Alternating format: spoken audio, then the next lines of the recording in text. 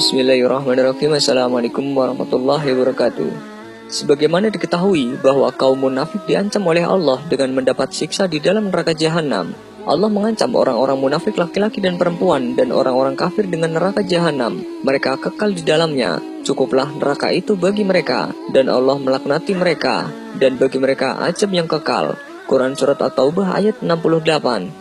Salah satu penyebabnya adalah sikap mereka yang sangat buruk di dalam perihal sholat. Berikut ini adalah sifat buruk kaum munafik terhadap sholatnya. Yang pertama, merasa berat dalam mengerjakan sholat. Dari Abu Hurairah radhiyallahu anhu, sesungguhnya sholat yang paling berat bagi orang munafik adalah sholat isya dan sholat subuh. Seandainya mereka tahu keutamaan yang ada dalam kedua sholat tersebut, tentu mereka akan mendatanginya walau dengan merangkak. Sungguh aku bertekad untuk menyuruh orang melaksanakan sholat. Lalu sholat ditegakkan dan aku suruh ada yang mengimami orang-orang kala itu. Aku sendiri akan pergi bersama beberapa orang untuk membawa seikat kayu untuk membakar rumah orang yang tidak menghadiri sholat jamaah.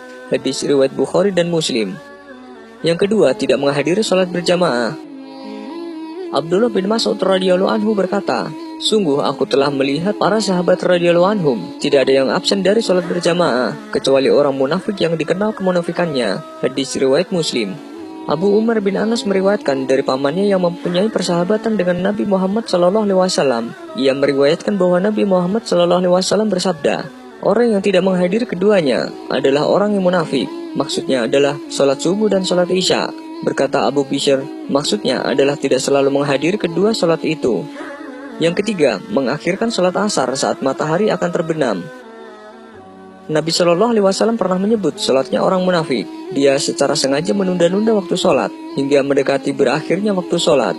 Dari Anas bin Malik radhiyallahu anhu, Nabi Shallallahu Alaihi Wasallam bersabda, itulah sholatnya orang munafik, duduk santai sambil lihat-lihat matahari, hingga ketika matahari telah berada di antara dua tanduk setan, dia baru mulai sholat, dengan gerakan cepat seperti mematuk 4 kali, tidak mengingat Allah dalam sholatnya kecuali sedikit. Hadis riwayat Muslim dan Imam Ahmad. Yang keempat, sholatnya terlalu cepat, seperti burung mematuk. Dari Abu Abdillah Al-Asy'ari radhiyallahu anhu, beliau berkata bahwasanya Rasulullah SAW melihat seorang laki-laki tidak menyempurnakan rukuknya dan waktu sujud dilakukan cepat seakan-akan mematuk dalam keadaan dia sholat. Maka Rasulullah SAW bersabda, kalau orang ini mati dalam keadaan seperti itu, ia mati di luar agama Muhammad. Ia sujud seperti burung gagak mematuk makanan. Perumpamaan orang ruku tidak sempurna dan sujudnya cepat seperti orang kelaparan makan sebiji atau 2 biji kurma yang tidak mengenyangkannya. Hadis riwayat Abu Ya'la, Al-Baihaqi dan At-Tabrani. Yang kelima, malas ketika mendirikan sholat. Sifat malas orang munafik itulah sifat yang nampak sebagaimana disebutkan dalam ayat Al-Quran, dan mereka tidaklah mengerjakan sholat melainkan dalam keadaan malas. Quran Surat At-Taubah ayat 54. Yang keenam, riya dalam sholatnya. Allah berfirman, sesungguhnya orang-orang munafik itu menipu Allah, dan Allah akan membalas tipuan mereka. Dan apabila mereka berdiri untuk sholat, mereka berdiri dengan malas. Mereka bermaksud riya dengan sholat di hadapan manusia, dan tidaklah mereka menyebut Allah kecuali sedikit sekali. Quran Surat An-Nisa ayat 142. Jika disimpulkan ada 10 tanda orang munafik di dalam sholatnya, yaitu yang pertama, merasa berat dalam mengerjakan sholat. Yang kedua, meninggalkan sholat isya dan sholat subuh. Yang ketiga, tidak menghadiri sholat berjamaah. Yang keempat, sengaja menunda-nunda waktu sholat.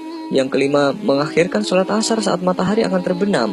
Yang keenam, sholatnya terlalu cepat, seperti burung mematuk. Yang ketujuh, mencuri dalam sholat dengan tidak khusyuk. Kedelapan, malas ketika mendirikan sholat. Yang kesembilan, riya dalam sholatnya. Dan yang kesepuluh, tidak mengingat Allah kecuali hanya sedikit.